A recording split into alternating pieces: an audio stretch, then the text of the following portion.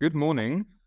Welcome to the German Council on Foreign Relations, DGAP, and welcome to this week's edition of our morning briefings on geopolitical challenges. Every Thursday at 8:30 a.m., live on Zoom and available on YouTube afterwards. My name is Jan Stöckmann, and I'm head of the Director's Office at DGAP, and it is my great pleasure to be chairing this morning's briefing. Today, we will be talking about the situation in Niger and about the European response to instability in the Sahel region. On the 26th of July, as you all know, the leader of the Presidential Guard, Abdourahamane Tchiani, seized power from President Mohamed Bazoum, a move criticized by, amongst others, ECOWAS, the Economic Community of West African States, but also by the United States and various European governments. Yet there is significant room between their statements and their actions, and there's also a certain divergence within Europe that we're witnessing, notably with regard to the French role. After Mali and Burkina Faso, one might say that the developments in Niger seem like yet another blow to French influence in the region. France, being the former colonial power, has still some 1,500 troops stationed in the country, but there are protests calling for their departure, and at the end of August, the military junta has ordered the French ambassador to leave the country. Now, there are many more reasons to care about Niger and the situation developing. The country is geographically a very strategic, interesting position in Africa. It has important mineral and oil resources, a great potential for the development of renewable energy sources as well, extraordinary demographic growth. And there's also something to be said about the Chinese role in oil production and big infrastructure projects, as well as a certain Russian element as well. Finally, of course, it is important to consider the crisis because the people of Niger themselves rightly demand democratic rule and more economic prosperity than they have enjoyed in the past. Now, to make sense of all these complex bits and pieces, we want to discuss answers, and we are very fortunate to have an excellent panel this morning. We will start off with a statement by Nosmot Gbadamosi, who is a multimedia journalist and the writer of Foreign Policy's weekly Africa Brief. She specializes on reports. She specializes and reports on human rights situations, the environment, and sustainable development from across the African continent. After Nosmot, we will be handing over to Emanuela, Professor Emanuela Claudia Del Rey, who is the EU Special Representative for the Sahel and has been in that position since July 2021. She leads the EU's contribution to regional and international efforts for lasting peace, security, and development in the region. Originally from Italy, she's had a long and successful academic career working on conflict areas in the Middle East, Central Asia, and Sub-Saharan Africa. The next up will be our own research fellow Jakob Ross, who works at the Alfred von Oppenheim Center for the Future of Europe here at DGAP. He focuses on French foreign policy and Franco-German relations and is based in Paris. Finally, but certainly not least, Florence Schimmel, who's also a research fellow with DGAP in the Center for Security and Defense. She focuses on civilian stabilization, the EU strategic compass for security and defense, and will give us a bit of a German perspective. Now, before we begin, let me just make a few housekeeping remarks. We would like to remind you that this event is being recorded and will be uploaded subsequently. And we will kick off our conversation on the panel and then open up for questions after about 30 minutes. If you would like to ask a question during the Q&A, you can use the raise your hand button or post a question in the chat, although we much rather prefer to see your faces and hear your voices. Finally, a word of thanks to my colleagues in the events and communications teams, and above all to you, our guests in the audience, for joining us and for asking crisp and challenging questions. Now, let's hand over to you, Nosmot, and if you could kick us off by outlining the developments in Niger since July. What has happened and where are we now? Well, thank you for having me. At the moment, I would say that the situation are currently at a stalemate between, the military junta and ECOWAS. Since the July 26th coup, the junta has rallied strong public support in attempting, I guess, to drive French troops out of the country. Tens of thousands of protesters have been gathered outside a camp which houses about, as you said, 1,500 French soldiers in Niamey. They've been camped outside for almost a week now, demanding that French troops withdraw. The crowds are starting to dwindle, but facing, what is an increasingly volatile situation. There are talks between the Nigerian military and the French army to at least withdraw some troops. It's also quite important now for the junta to get the French ambassador to leave, so as not to sort of appear weak.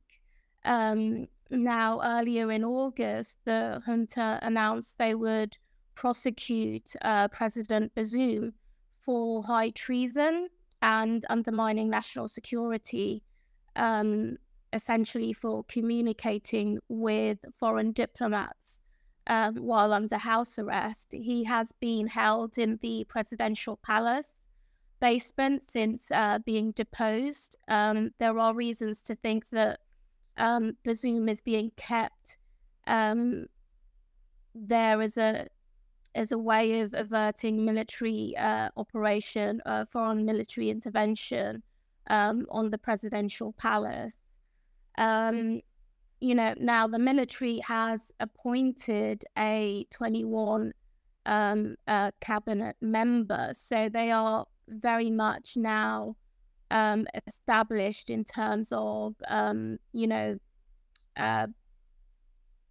they've established themselves in Niger's power infrastructure.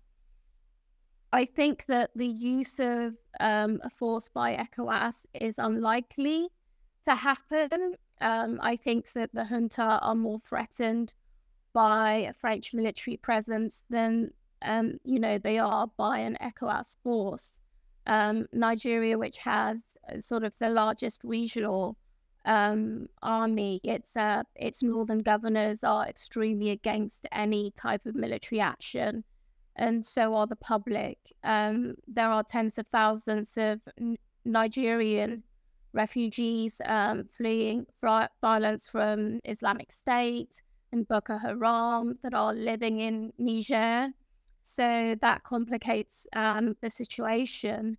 Niger's military-appointed Prime Minister, Ali Zain, has said, he is hoping to reach a deal with ECOWAS in the coming days, so sanctions imposed on the country can be lifted.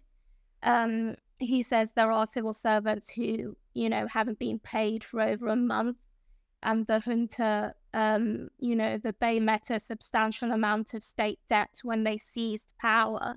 So, we have to remember that Nigeria imposed quite harsh sanctions on Niger. The country is landlocked and almost entirely dependent on Nigerian trade routes for its food and most of its imported goods.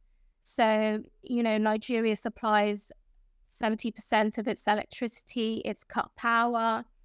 More than half of the government's sort of 2023 budget was to come from foreign aid. So it's a wait-and-see game on ECOWAS negotiation efforts at the moment. Thank you so much for this initial view. And there's already a whole array of problems that we have time to delve into in the Q&A afterwards. But let's move on to you, Professor Delray, now for a view from Brussels. How have you viewed the situation develop, and what can the EU do about it? So first of all, I would like to clarify my role because it wasn't really explained well. I am the special representative of the European Union for the Sahel, which means that I represent 27 member states, and I am number 2 of Monsieur Borrell, who is the High Representative of the European Union at the External Service, meaning the Minister of Foreign Affairs, for what concerns the Sahel region in particular. And I've also been Vice Minister of Foreign Affairs of Italy, a member of the Italian Parliament, and of course my role is very political because I have to deal with the European Union and of course manage the situation with the Sahel in particular, which is, as has been mentioned, a very complex area, even more complex now. Nevertheless, it is still a very strategic area. And I have to tell you that in the very numerous meetings that we have had this summer, which has been very complex and very, let's say, also tiring, we have reaffirmed continuously the fact that we need, as a European Union, to remain engaged in the Sahel because of many reasons, for security reasons, including the migration, for development reasons, because we know that considering the demographic growth of the area, of course, in the future, we will want to have populations which are prosperous and stable with a proper future for their own children. And as well, of course, the issue of humanitarian aid, which is for us a priority, unfortunately, because humanitarian aid is a priority now. So much a priority that sometimes we have to concentrate more on humanitarian aid than on development, which is something I would like to see change in the near future, because, of course, when we are busy with humanitarian, which is necessary to save lives, at the same time, of course, as I said, we take money from development and also energy from our projects in development cooperation. Regarding the current situation, I have to give you a couple of hints because I only have a few minutes. One point which is very important is that despite everything that is happening in the area, and for the European Union, the Sahel is composed of 5 countries, meaning the Chad, Niger, Burkina Faso, Mali, and Mauritania. In those 5 countries, we are still the main partner. We are the main partner of each country of the Sahel because we are the partner who has given more money, who has put in place the most productive partnership. And despite the suspension of some of our missions, for instance, in Mali, we still have a huge number of projects ongoing. And our relationship, despite quite complex, especially with Mali and Niger at the moment, is still anyway open to see whether there will be evolutions in the future. This is very important because our strategy and the latest version of our strategy was defined in 2021. Our latest strategy was based on some principles shared by our partners, because we call them partners. We are partners, and in fact, in Niger in particular, our partnership was really very much flourishing, and this is why this coup d'etat has come as a shock, because we were doing very many things and we were obtaining fantastic results. Well, our partnership is on an equal basis. We decide the things together. We give a lot of money, of course, to realize our partnership, and our strategy is based on 2 concepts. One is ownership, of course, because we want to favor the process of ownership of the African countries in general and of the Sahel in particular, but also governance. Governance was the inspiring principle, meaning, and unfortunately this has been demonstrated by Niger, it is important to reinforce the institutional structures of these countries, which is a demand that the population itself makes a lot.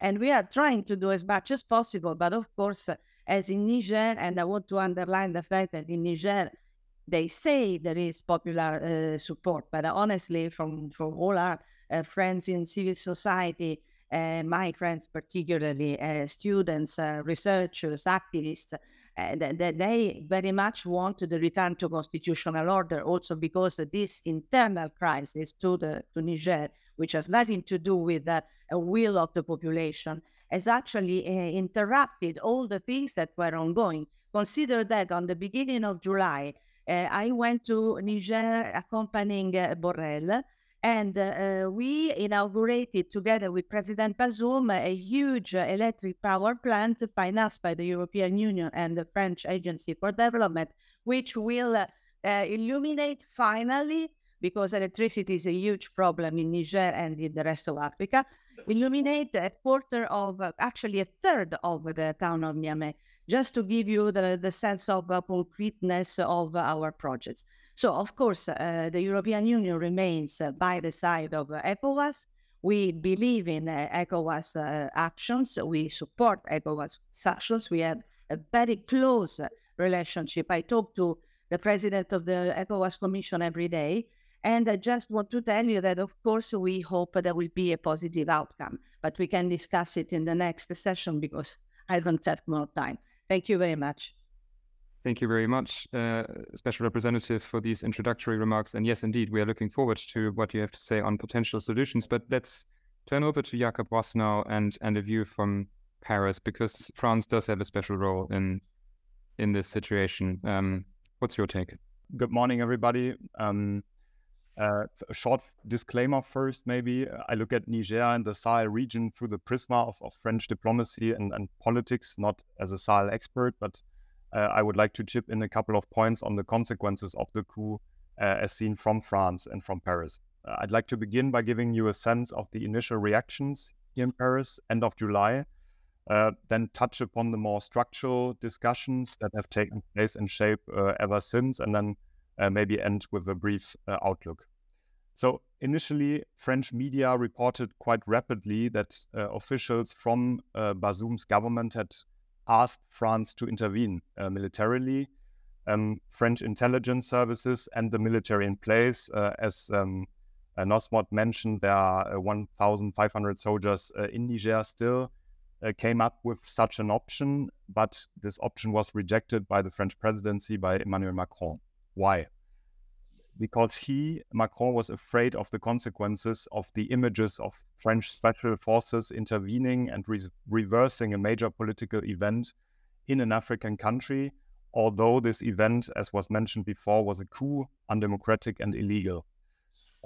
It would have run counter to everything that Macron and his government have pledged to since the beginning of his presidency, and most recently in his speech on the renewal of French African policies in late February of this year.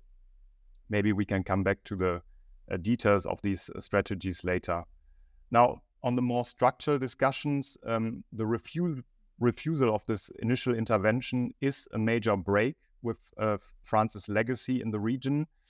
We don't have the time to get into the details this morning, but France has a decade-long track record of exactly these kinds of interventions in many African states, first and foremost Western Africa, Francophone Africa. That was the initial premise of the many bilateral defense agreements that Paris had signed with African states, the regional governments after the decolonialization of the 1960s. And this has changed for quite some time now. And I think it's important to underline this again here, because there's a strong reflex also in the German debate, unfortunately, to refer, to my mind at least, a bit too rapidly to cliches about France-Afrique and neocolonialism. So French policies have changed. There was no initial intervention, but the big question now in Paris is, what will these bilateral relations and agreements look like in the future, and what will they be replaced by? Macron said in the past that he wants to draw down troop levels in Western Africa. He wants a regionalization and a Africanization of French military bases in regions, in Dakar, Senegal, in Libreville, Gabon, and in Abidjan in Côte d'Ivoire, primarily. But first of all, there's strong resistance against this troop drawdown already, primarily in the French Ministry of Defense, but also in parts of the French armed forces, in the army, for instance. And second point, his new strategy, supposed to replace this very military-focused approach, does not work at all for now. So to summarize it, France has not yet found an effective answer both to the anti-French sentiment in the region and the coups, the influence campaigns that Russia, but also other actors such as China, Turkey, of some Gulf states have built upon the anti-French sentiment. And I think that's an important point as well.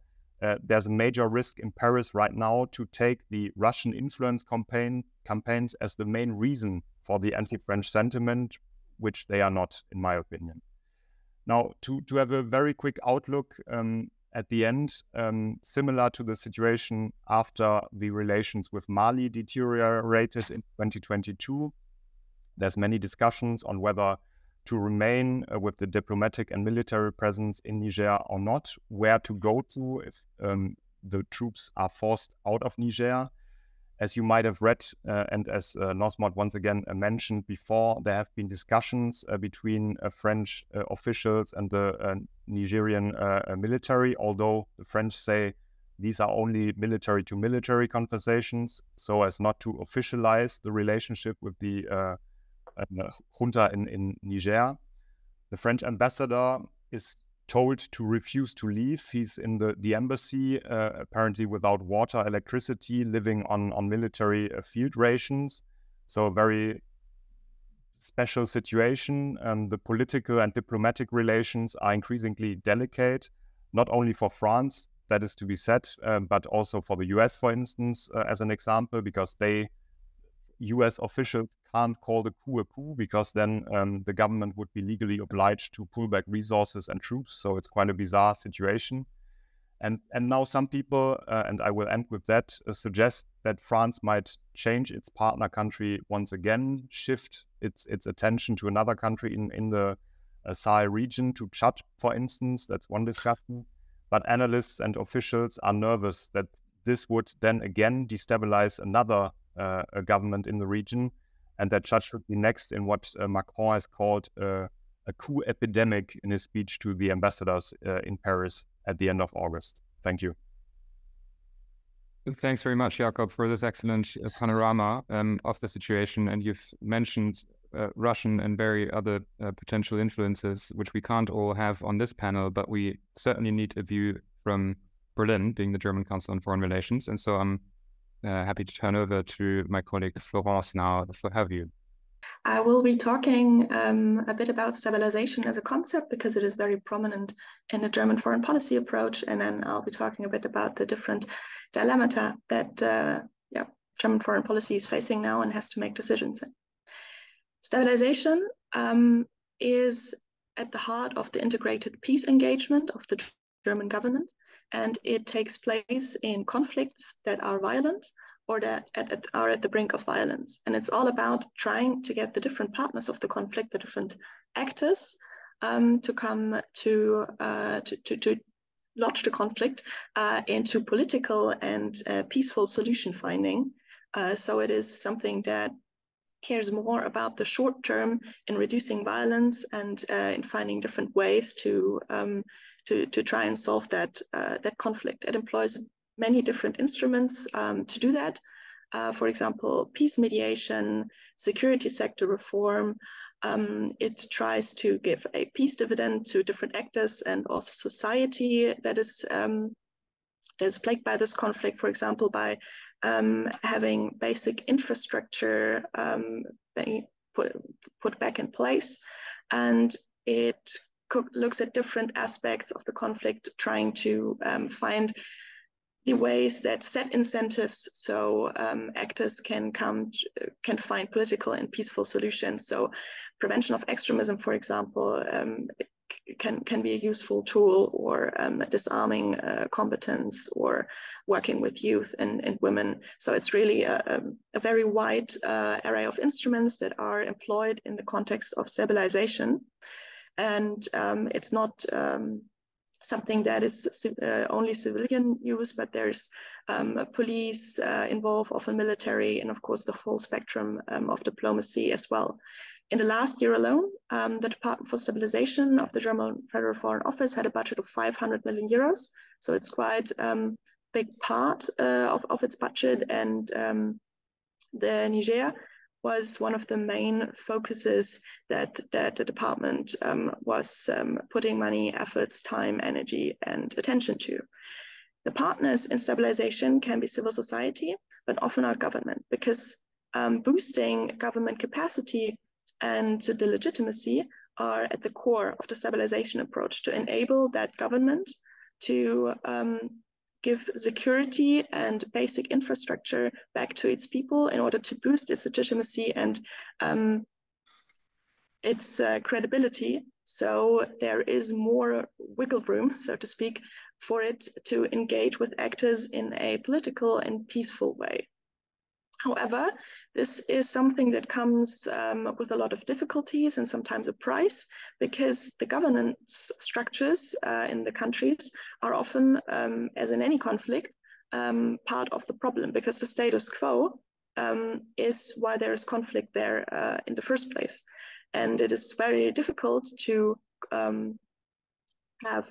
to address root causes at the same time as trying to be the fire brigade. And this is something that the stabilization approach is struggling with, because the partners in government and on the ground are in a very volatile situation. It's often a fragile statehood, so it's tough to balance working with a partner, boosting its strength and legitimacy in order to try and mitigate the conflict, while on the same hand strengthening a government that is part of the conflict and not perpetuating the situation further. So for now, German foreign policy has to decide what it wants to focus on, because if it is at the heart to enhance the governance capacity and the legitimacy of a government,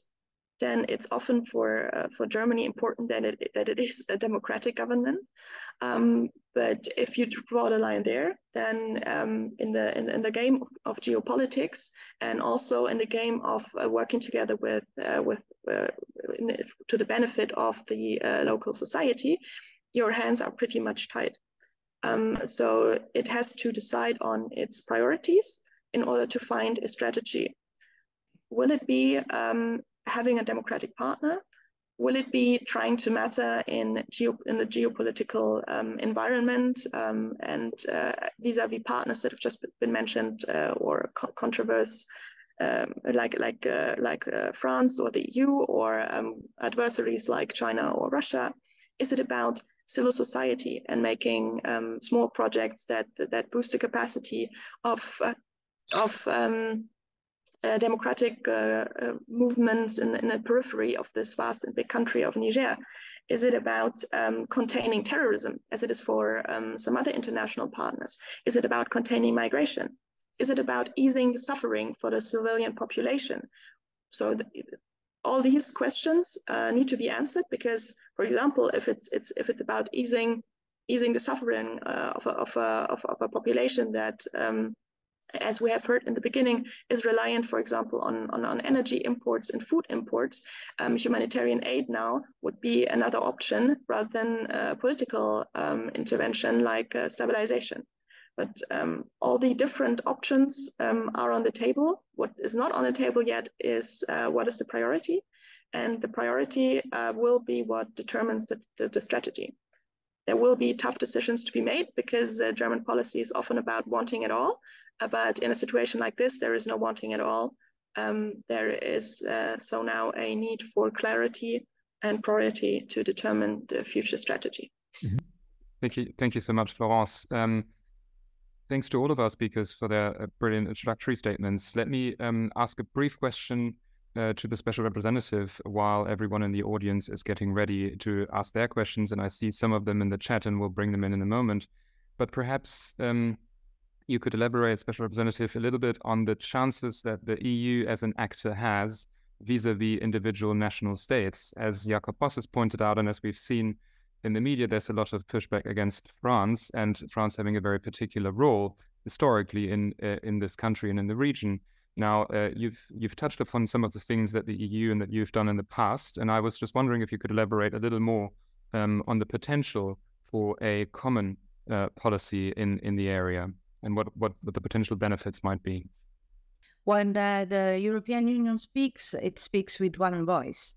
So, of course, we are 27 and we all speak together, because when we discuss these issues, of course, we come to a common position, and this is the result of a decisional process that is quite articulate, but takes into account all the nuances. But in the end, our approach is we are the European Union, we speak with one voice. And of course, in terms of what we do in the countries of the Sahel on field with our delegations, is something that is depicting, of course, our general approach, the approach of 27 member states. Of course, there are also many bilateral activities because each country has its own interest in the area. And I don't know, from Germany, who's a giant in the Sahel in terms of the money invested and the number of projects, to Italy, to Spain, to Denmark, to the Netherlands. Every country has its own bilateral relations. But in terms of European Union, of course, we have our own packet, which is very consistent. And as I said, we are still the main partner of each country of the Sahel. Regarding France, it is true there are problems regarding France because of the historical legacy, but we are living in 2023. It is true that we have failed most probably to understand, and this is a critique that I am allowed to share with you, and I think it's important also to take into account, we have failed to understand that Africa has changed very much. I am very aware of this because I follow the changes every single day, but it's difficult to understand how much it has changed and how much the new generations are asking for a change, and especially the new generations are asking for an acceleration of history and, of course, contemporary responses to contemporary problems, because we cannot continue to think in the same way we used to think in the past. This is why, of course, we are aware of the fact that there is an anti-French sentiment, there is an anti-Western sentiment. We can analyze this in depth, because when it comes to the reality, it is true that there is this ideological manipulation, which is not shared by everybody anyway.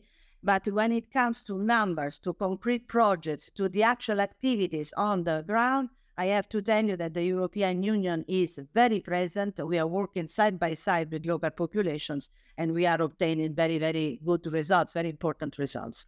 Of course, we can discuss this more in depth, but it requires more time. Thank you. Thanks very much. There are already some questions in the chat, and I want to pick up on something that Jan-Uwe Starr has posted. He's asking whether Niger is suffering from typical problems of resource economies, mainly uranium in the case of Niger, but also things like corruption and underdevelopment of other sectors. Now, perhaps, Nosmot, you would be qualified to give us a sense of how this relates to the region as a whole, and how this compares to other situations that we've seen recently over the past year or so. Yeah, I would say that there is massive corruption in some of the resource deals that Niger has had in the past. Nigerian activists have complained about that. There was a court case, I think back in 2017, regarding Niger's uranium deal with France. That lawsuit was rejected, but essentially a lot of civil society groups, they considered that it was facilitating embezzlement of public funds. I think that is something that, foreign actors, when working with these countries, they need to take into account and to try and listen to some of the kind of public criticism of these deals before they turn into instances where the military can then use those kind of sentiments to carry out a coup. In terms of what is going on across the Sahel, I think that it is more to do with the kind of insurgency and the fact that it has been going on for 10 years. the military interventions that the EU, that France is supporting hasn't worked. I think that has a lot to do with it. I think it's very different from, let's say, the coup that has happened recently in Gabon, which is a very classic case of, unaccountable government, where, that is a coup that has happened because there is no accountability. In terms of Niger,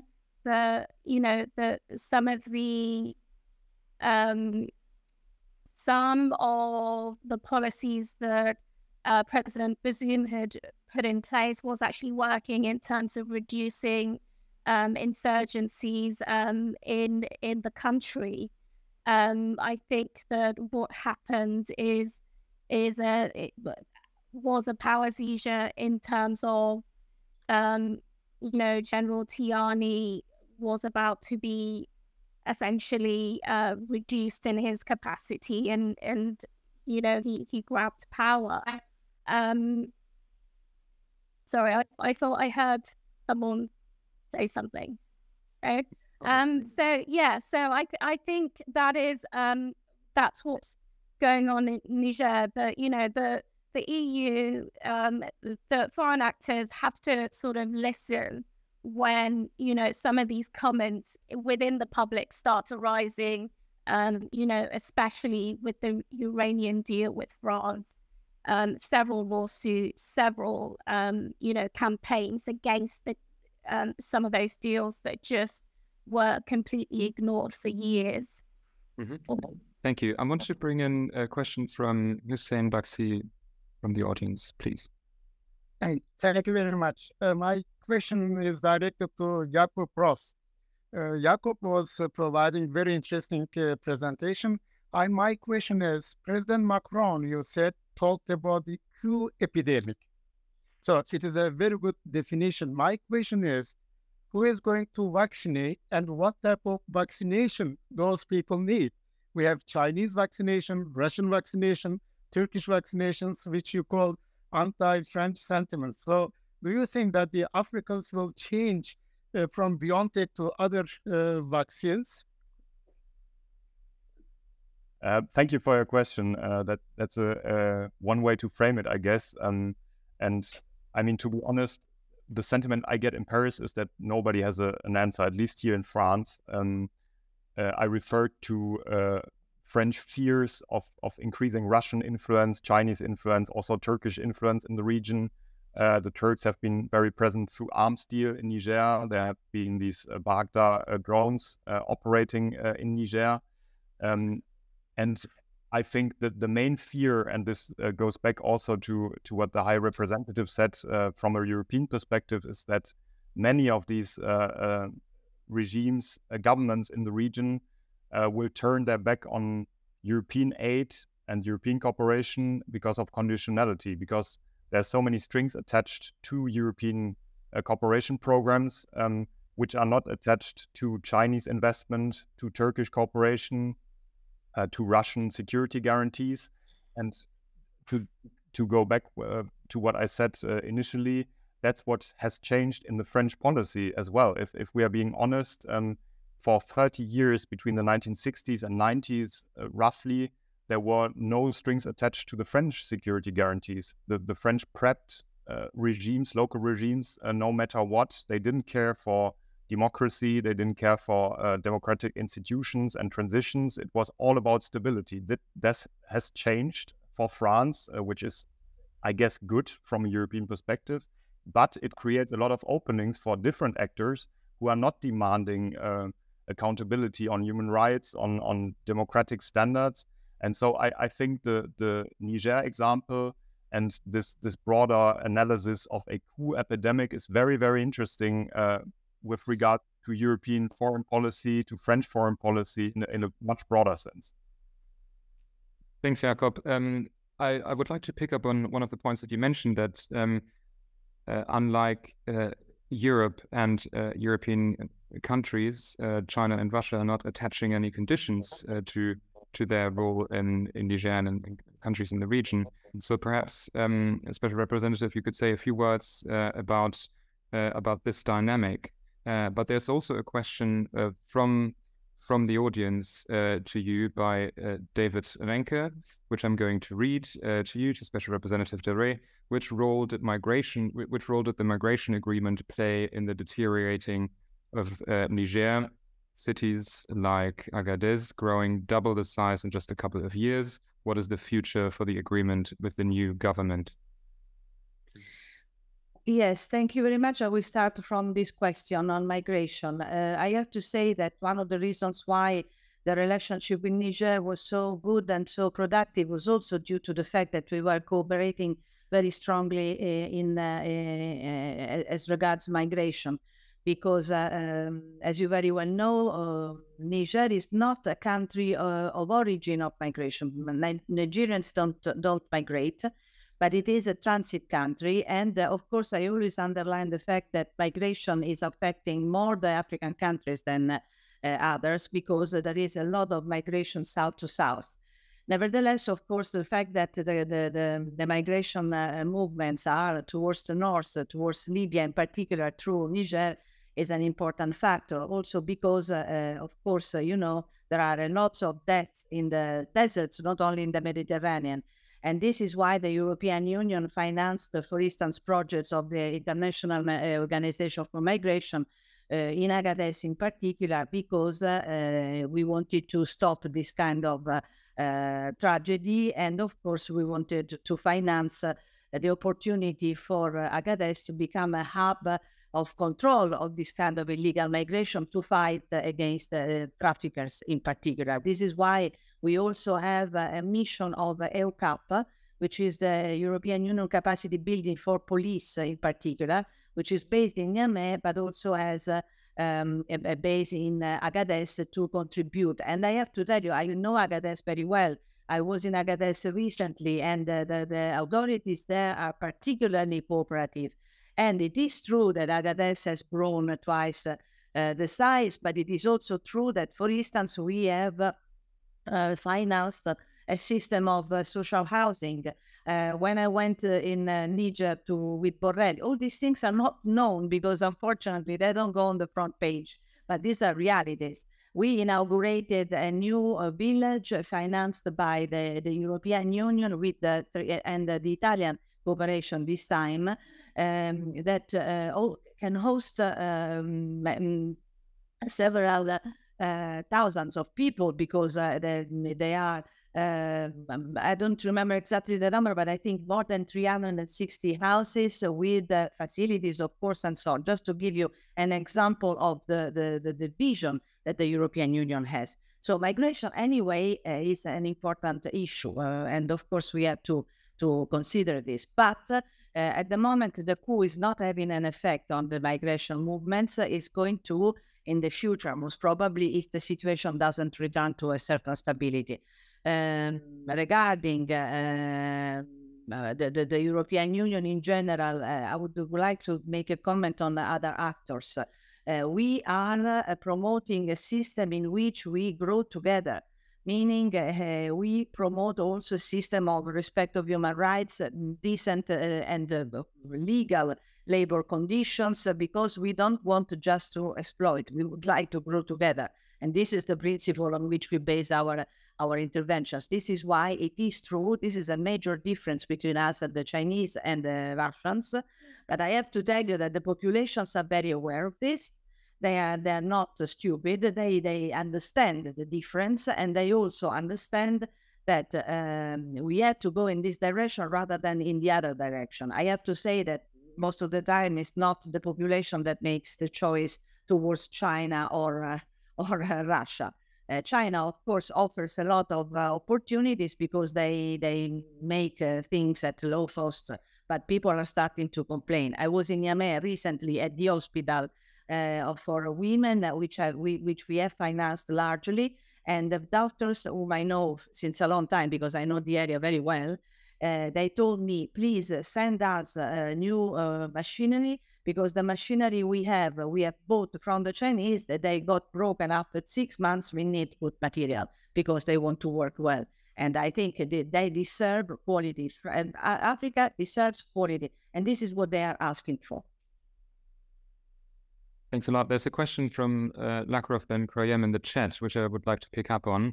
The question is, to which extent can we claim that the aid, humanitarian and for development, given to Niger by France is actually far below the revenues and benefits that France has been getting for decades from imports of uranium and gold from Niger at low prices? Jakob, perhaps this is a question for you.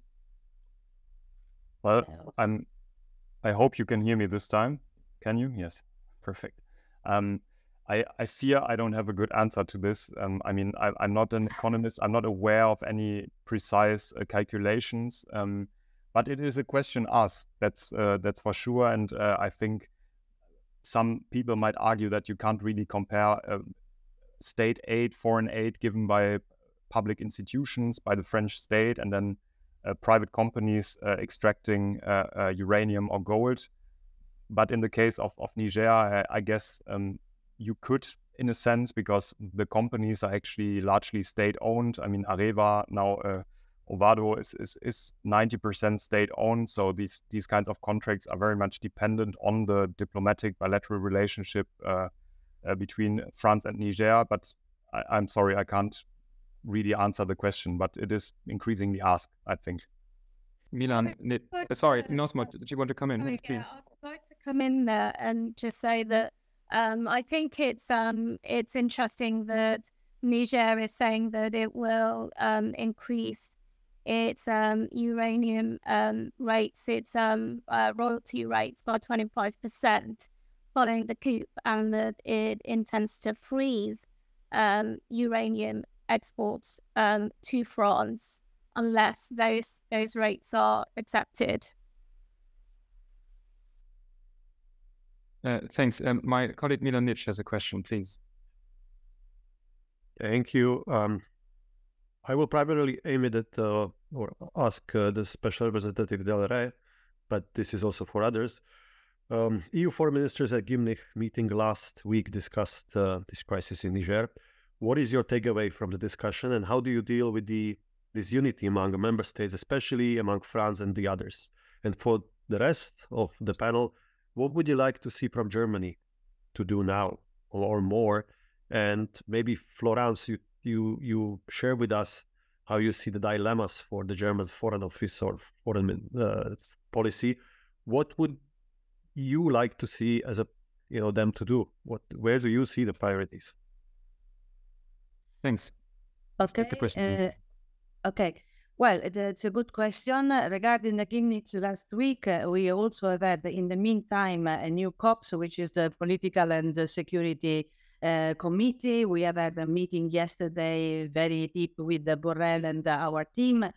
So many things are moving. Of course, it is true. What I can take from the recent events is that there has been a confirmation by the 27 member states of the need to remain engaged in the Sahel. You can imagine that, of course, one might think that because of all these problems, that our engagement in the Sahel might not be confirmed. But in fact, all the countries of the European Union have confirmed the absolute necessity to remain engaged. This is the first take. Regarding the coup, at the moment, there is an internal discussion which sees, it is true, a distinction of positions, especially between France and the others, regarding the approach we have to take towards the coup. Because you know that ECOWAS threatened to recur to the use of an military intervention as an extrema ratio. But at the same time, of course, the ECOWAS, and I tell you, I'm in contact with everybody in the Sahel, from heads of states to activists to, of course, ECOWAS. They confirm that they want to continue on the diplomatic route until, of course, this will be possible. Because, of course, the junta in Niger at the moment is having a very harsh attitude, which is not helping at all. But there is a lot of work on that from various parts, not only the European Union, but the US, for instance. I am in contact every day with the Department of State. there is a lot of action, pressure on.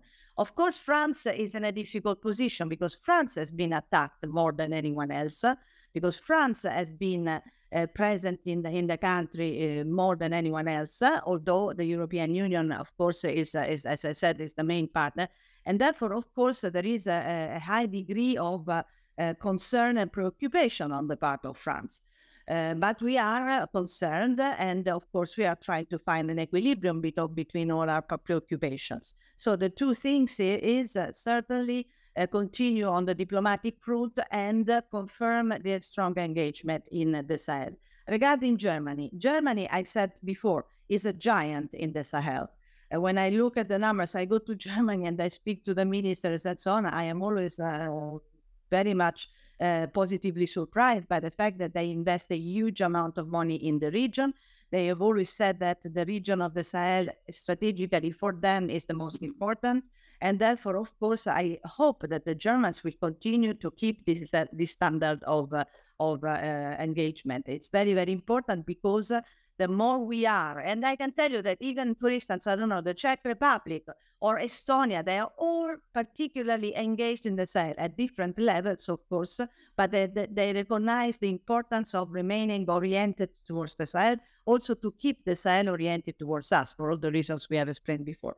So what I expect from Germany to keep the same engagement, level of engagement, because it is very important also for me in my political discourse when I speak to my African brothers and sisters to say, look, these are the numbers. You cannot deny that there is an engagement. Beyond, of course, the actual political manipulation that sometimes we suffer from and the ideological interpretations that are not good for anyone. Florence, over to you. Thank you. I will be talking about better information, local ownership, and continuing cleverly. Better information. The coup was a surprise to many, but I don't think that that's an excuse. I think the German government needs better information, more resources in intelligence, and a better risk assessment. I think especially after having had many coups in the region and recognizing this as a potential threat, I don't understand how it is possible that the Presidential Guard, as a very crucial player in all of this, was not better engaged openly and covertly. Also better information regarding knowing the country, knowing the people, knowing the territory, getting to know partners better. So a relationship of trust and mutual recognition helps in not only having better projects, but also helps on this situational awareness that I was talking beforehand. So local ownership sort of feeds into that. If you know more actors, more people, more civil society groups, for example, it helps you as a foreign policy actor to increase local ownership in engaging these actors, in finding out what is truly needed, and in how what your personal or like the German ideas and pitches, how they fit these needs or don't. An example with ECOWAS in Mali, of course ECOWAS is a local player, but aligning with the sanctions in Mali that hurt more the people than the junta is something that in the end doesn't align with the foreign policy goals, hurts the civilian population, which was not the target, and then also hurts German reputation and the possibilities to engage. So it can be double-edged, and knowing who to talk to, knowing the consequences of whom to engage are crucial. And one last point on continuing cleverly, being better informed, being more engaged should help in continuing, in my opinion, that's personal though, a small needs-based project, because doing nothing and being upset about the situation, I don't think it will help anyone at all.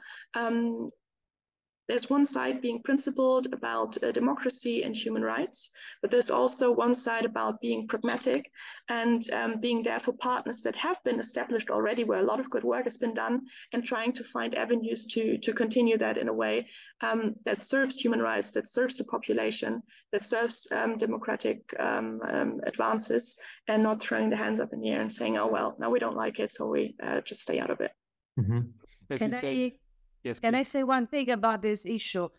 Consider that at the moment, the European Union and myself on the front line, we are promoting the exemption for the sanctions in Niger to guarantee humanitarian aid.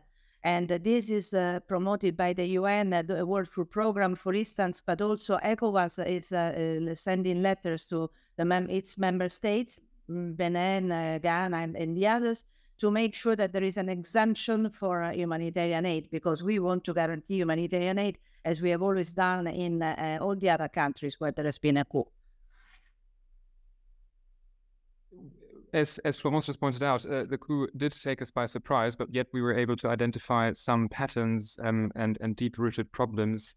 And I know it's a long shot, but perhaps, Nosmot, you could close us off by giving your best guess of the developments in the next week or months, and how European actors can best prepare for that. Yeah. Are you asking me? Question was for Nosmot Gbadamosi, sorry. Okay, but hello.